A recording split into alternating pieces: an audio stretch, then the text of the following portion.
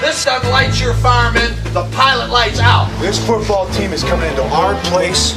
We're standing in our way. This is a game of the heart. Focus and finish. Hey, often playing fantasy football is just not that easy. I don't care how much information you have or how well you know the teams and the players. Sometimes you just get lucky or unlucky. Now there I was on Saturday responding to people on Twitter when it was apparent that Terrell Pryor wasn't going to play, as novice after novice kept asking me, should I start Matt McGloin? Now, sarcastically, my response was, sure, I expect 2 or 3 TDs from him. And then yesterday came the thank yous from those who didn't get my sarcasm, because they played him on Sunday. Now, the only thing I could say was, you're welcome. And what would you have said if someone told you that Bobby Rainey would have been the highest scoring player on Sunday?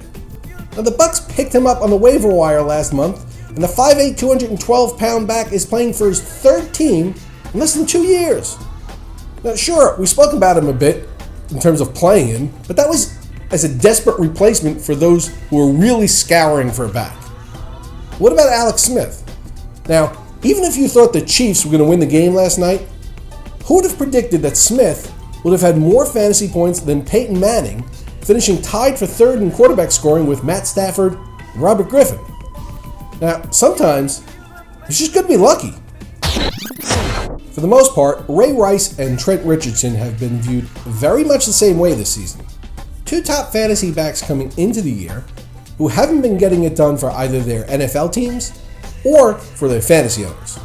Now, let me just say this. Trent Richardson doesn't have the fantasy resume that Ray Rice does. He doesn't have the NFL resume, and quite frankly, I know he played at Alabama, but he doesn't even have the same college resume that Ray Rice does. Now, Rice finally did something for his fantasy owners yesterday, putting up 20 standard fantasy points, rushing 25 times for 131 yards and a touchdown, adding 3 catches for 17 yards for his PPR owners. Now, hopefully, if you have Richardson, it's in a PPR league where his 5 catches for 31 yards counted, because his 8 rushes for 22 yards, once again, didn't get you diddly squat. As for the tight ends, Garrett Graham, Delaney Walker, and Charles Clay were the best performers, with Colby Fleener rewarding PPR owners with his 8 catches for 107 yards.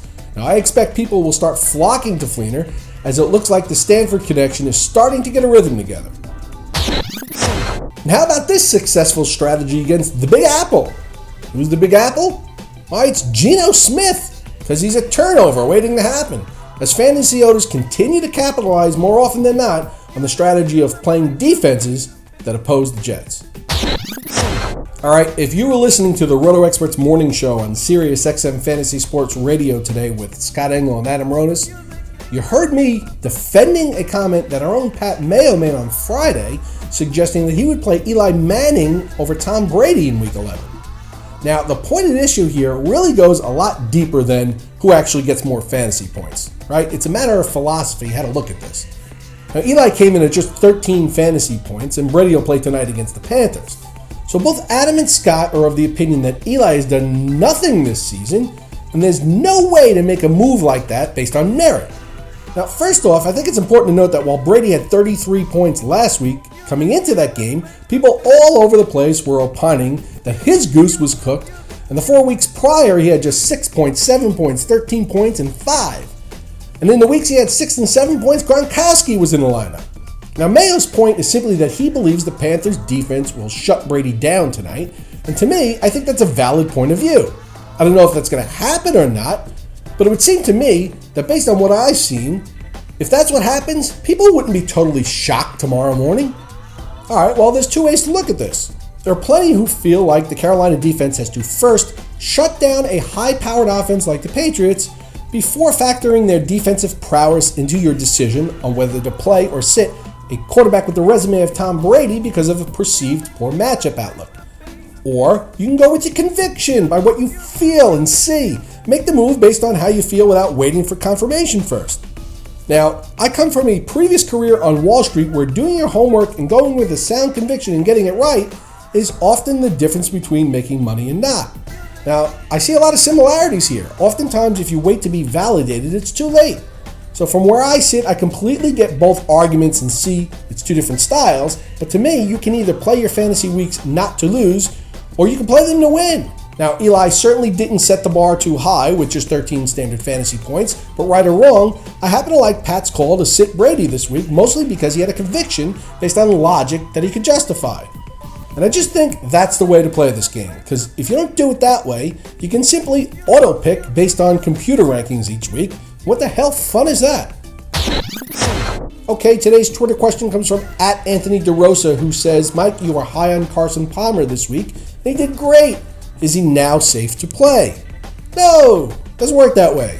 And look, I suggested playing Palmer because he was facing the Jaguars, who had given up the third most fantasy points to quarterbacks going into the game. So to me, I had a conviction that it would work out. But he doesn't really have those kinds of favorable matchups going forward, so no, he's not someone that I would be plugging in each week. And if you have a question you want answered, hit me up with a tweet, and if I don't use your question here on the program, I'll tweet you back with my best advice.